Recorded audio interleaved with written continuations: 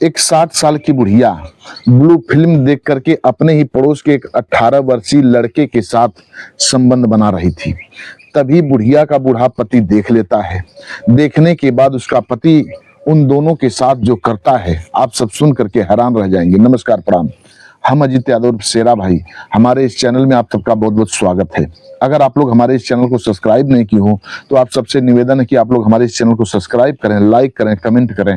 कहानी अच्छी लगे तो इसको शेयर जरूर करना। बड़ी इंटरेस्टिंग कहानी है। इस कहानी को आप लोग पूरा सुनिएगा। हम उम्मीद करते हैं कि आप लोग इस कहानी को सुन करके पसंद करेंगे।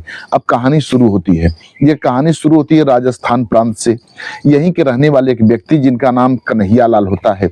कन्हैया लाल की पत्नी का नाम दुलारी देवी होता है। इन दोनों दंपत्ति के बीच में एक बेटा होता है जिसका लोग नाम बड़े प्यार से मिठाई लाल रखते हैं। मिठाई लाल बड़ा ही खूबसूरत, बड़ा ही होनहार था। जो कन्हैया लाल थे, एक किराना की दुकान चलाते थे। उसी से जो आमदनी होती थी, घर का खर्च चलता था। बेटे को पढ़ाते लिखाते थे। मिठाई लाल पढ़ने लिखने में बड़ा तेज तर्राक निकलता है। धीरे धीरे जब बड़ा होता है, पढ़ाई अपनी कंप्लीट करता गया। एक क्लास से दूसरी क्लास, दूसरी क्लास से तीसरी क्लास, ऐसे ही करते करते वह ग्रेजुएशन कंप्लीट करता है। ग्रेजुएशन कंप्लीट करने के बाद वह फिर घर पर रहने लगा। घर पर अपने पिता का सहयोग करने लगा, दुकान पर जाने लगा। धीरे धीरे कुछ दिन व्यतीत हुआ। एक रोज मिठाई लाल की माँ दुलारी देवी अपने पति कन्हैया लाल से कहती हैं कि बेटा शादी योग्य हो चुका है। बेटा की अगर शादी हो जाए तो बड़ा उत्तम होगा, अच्छा होगा। इतनी बात जब कन्हैया लाल सुनते हैं, कहते हैं ठीक है, मैं जल्द ही बेटे की शादी अब करा दूंगा।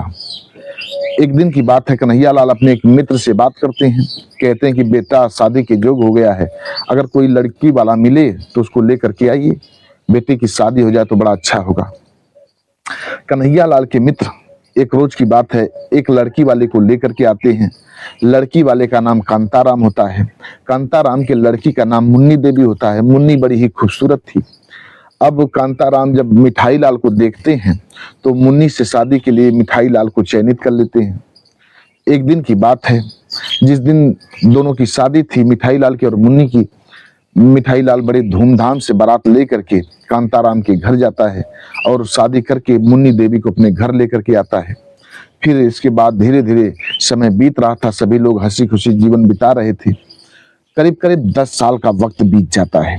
मिठाई लाल को एक भी संतान उत्पन्न नहीं हुआ, एक भी बच्चा नसीब नहीं होता है।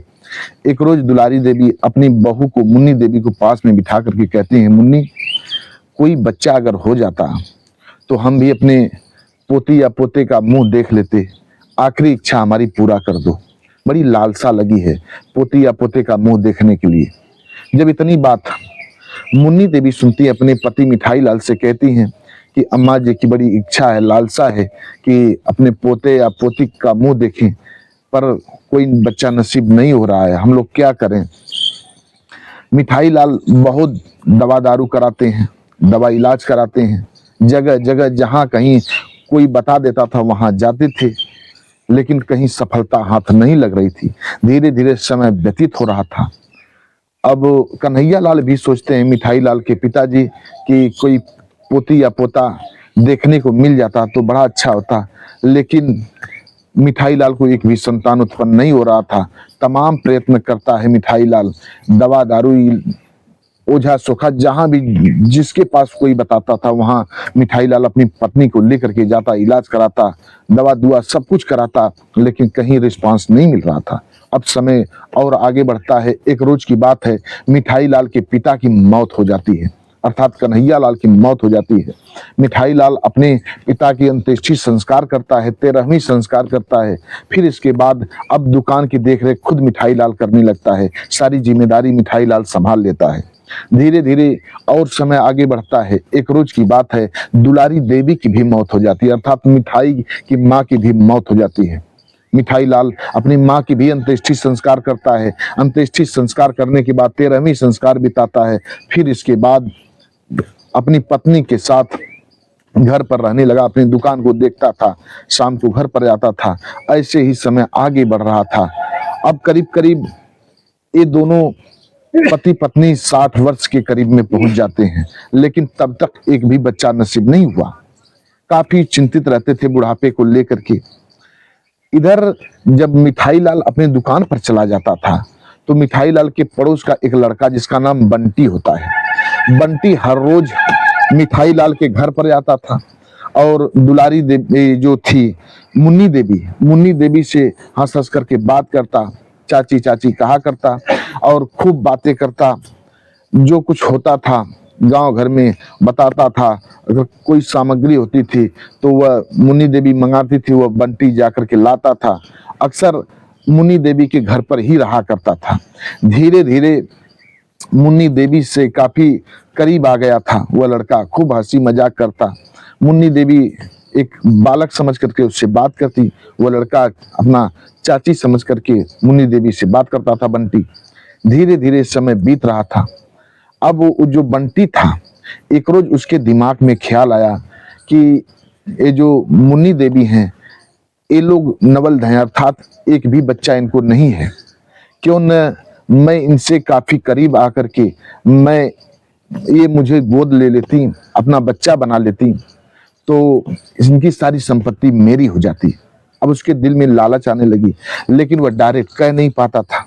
एक रोज की बात है, ये अब दूसरा पैतरा आजमाता है, सोचता है कि कुछ अलग रास्ता अपनाऊं। एक रोज ये बंटी अपनी मोबाइल में अश्लील फिल्में लोड करता है। अश्लील फिल्में लोड करने के बाद उनको मोबाइल अपनी दे देता है मुन्नी देवी को। मुन्नी देवी से कहता है कि चाची अगर कुछ देखना हो, वीडियो देखना हो तो ऐसे लॉक खोल करके मोबाइल में देख लेना।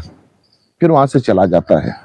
अब सब काम धाम करके मुन्नी देवी अपने जब एकांत में बैठती हैं तो वही बंटी की मोबाइल ले करके, मोबाइल खोल करके जब गैलरी में जाती हैं, एक वीडियो देखती हैं, वह अश्लील वीडियो उनको दिखाई दे देता है। अब मुन्नी देवी उस वीडियो को देखने लगती हैं। धीरे धीरे 1 घंटे तक उस वीडियो को देखती हैं। अब वह कामुक्त हो जाती हैं। धीरे धीरे शाम होता है। जब मिठाई लाल अपने घर पर आता है तो उनका पति, मुन्नी देवी का पति मिठाई लाल अपने घर पर आते हैं तो सोचती हैं कि इनके साथ काम कीड़ा किया जाए।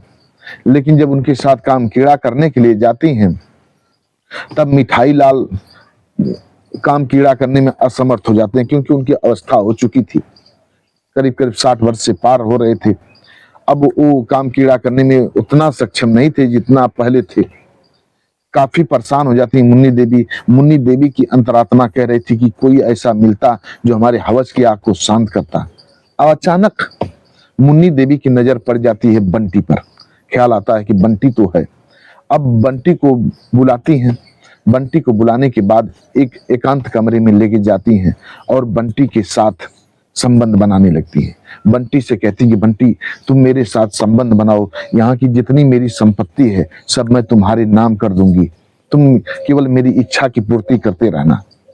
अब वो बुढ़िया एकदम बिल्कुल उसके दिमाग में जैसे प्रेत सा छा गया हो, काम वासना इतनी सवार हो गई कि वह सब कुछ लुटाने पर हावी हो गई।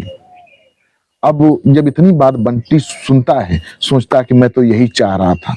अब बंटी उस बुढ़िया के साथ संपर्क बनाने लगता है। एक रोज मिठाई लाल अपनी पत्नी को बंटी के साथ समागम करते हुए देख लेते हैं। अपनी पत्नी को बहुत डांटते हैं, लेकिन वह मुन्नी मानने को तैयार नहीं होती है। हर रोज जब मौका पाती थी वह बंटी के साथ समागम करती थी।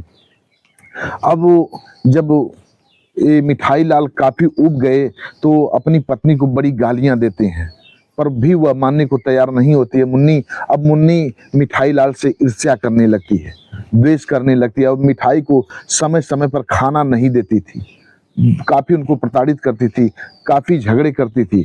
मिठाई लाल काफी परेशान हो जाते हैं। अब मिठाई लाल काफी चिंतित रहते थे। जब उनको खाना समय समय पर नहीं मिलता था, धीरे धीरे उनकी शरीर कमजोर होती गई। एक रोज मिठाई लाल की मौत हो गई। मौत से पहले ये जो मिठाई लाल थे, मिठाई लाल अपनी जितनी सारी संपत्ति थी वह एक मंदिर के नाम कर गए थे।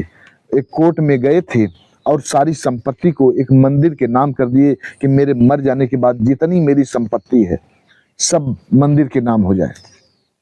इतना काम कर करके मिठाई लाल मर गए थे। इधर धीरे धीरे समय बीत रहा था। वह बुढ़िया मुन्नी और बंटी दोनों एक साथ रहा करते थे। धीरे धीरे समय बीत रहा था। एक रोज की बात है, मुन्नी देवी की भी मौत हो जाती है। जब मुन्नी देवी की मौत हो जाती है तब ये बंटी पूरी अगवानी करके मुन्नी देवी की अंत्येष्टि संस्कार कराता है। अंत्येष्टि संस्कार कराने के बाद मुन्नी के घर में खुद रहने लगता है। धीरे धीरे एक दिन की बात है, मंदिर के जितने पुजारी थे सभी लोग इस जगह पर मुन्नी देवी के पूरे जमीन जायदाद पर आश्रम बनाने के लिए लोग आते हैं। जब आते हैं तो ये जो बंटी था ये एक्शन ले लेता है, सबको रोक देता है, कहता है कि सारी संपत्ति मेरी है। पुजारी लोग कहते हैं कि नहीं, ये सारी संपत्ति मंदिर के नाम है। वह झगड़ने लगता है, बंटी कहता है कि नहीं, ये सारी संपत्ति मेरी है। जब इतनी बात पुजारी लोग सुनते हैं तो जितना कागजात था, जो मिठाई मंदिर के नाम कर चुके थे, वह कागज ला करके दिखाते हैं बंटी को। गांव के लोग, मुखिया लोग जुटे थे, सभी लोग देखते हैं, सभी लोग अवाक, यह बंटी भी अवाक रह जाता है और उस सारी संपत्ति मंदिर के नाम हो जाती है। उस जितनी जमीन जायदाद थी सभी जमीनों पर मंदिर का आश्रम बन जाता है और सभी जमीन मंदिर के नाम हो जाता है और वहाँ साधु संत लोग रहने लगते हैं और बंटी के हाथ कुछ भी नहीं लगता है। बंटी परेशान हो जाता है, फिर बंटी वहां से चला जाता है। बस आज की कहानी इतने तक। कहानी कैसी लगी आप लोग कमेंट बॉक्स में बताइएगा। हमारे कुछ व्यूअर हैं जो कि अपना नाम लेने के लिए अपील किए हैं। एक है ब्रजेंद्र सिंह, ये मणिपुर के रहने वाले हैं, ये हमारी हर कहानी को सुनते हैं, बेहद पसंद करते हैं। राव मोहम्मद यासीन जी हैं, ये लाहौर पाकिस्तान के रहने वाले हैं, ये भी हमारी हर कहानी को सुनते हैं, बेहद पसंद करते हैं। श्रवण मौर्य जी एक कच्छ गुजरात के रहने वाले हैं, ये भी हमारी हर कहानी को सुनते हैं, बेहद पसंद करते हैं। कमलेश यादव जी जो कि गोरखपुर के रहने वाले हैं, ये भी हमारी हर कहानी को सुनते हैं, बेहद पसंद करते हैं। डॉक्टर राकेश सैनी जी हैं, बिजनौर के रहने वाले हैं, ये भी हमारी हर कहानी को सुनते हैं, बेहद पसंद करते हैं। काशी राम जी हैं, ये भी हमारी हर कहानी को सुनते हैं, बेहद पसंद करते हैं। ये लोग अपना नाम बुलवाने के लिए अपील किए थे। आप लोग भी अपना नाम बुलवाना चाहते हैं तो कमेंट बॉक्स में अपना नाम दीजिए, एड्रेस बता दीजिए, आप लोगों का भी बारी बारी से नाम लिया जाएगा। कहानी कैसी लगी कमेंट बॉक्स में बताइएगा। मिलते हैं अगले एपिसोड में किसी एक नई कहानी के साथ, तब तक के लिए नमस्कार।